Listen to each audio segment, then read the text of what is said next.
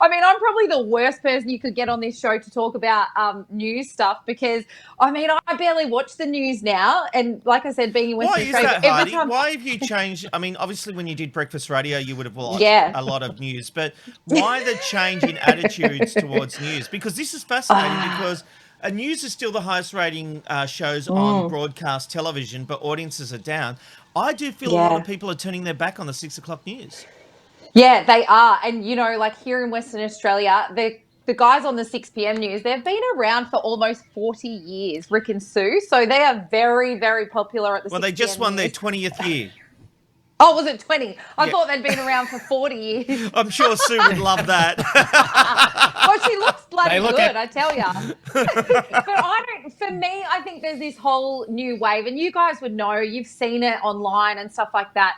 People like think that there's a lot of stuff that's sensationalized. I know working in the media, sometimes like you were given stats and stuff, but they were from like 5 weeks ago when everything was changed, you know, numbers were changed and stuff. So I think sometimes it can be a bit misleading. And I think for me right now, like I said, I stick my head in the sand a little bit because I actually get too emotional watching the news every day because I'll see what's going on in Victoria. And then that just, for me, how I personally am affected is I keep thinking about, well, I'm never going to see my family again. That's my train of thought. And I know that's very selfish. And, you know, when I worked in it's media. self-preservation. Yeah, like, that's. You know, you're a mum.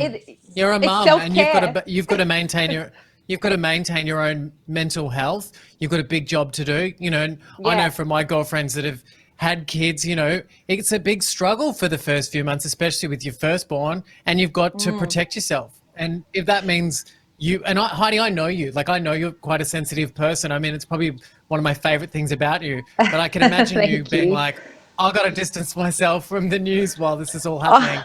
I know. I don't think that's ignorance. I think that's self-preservation.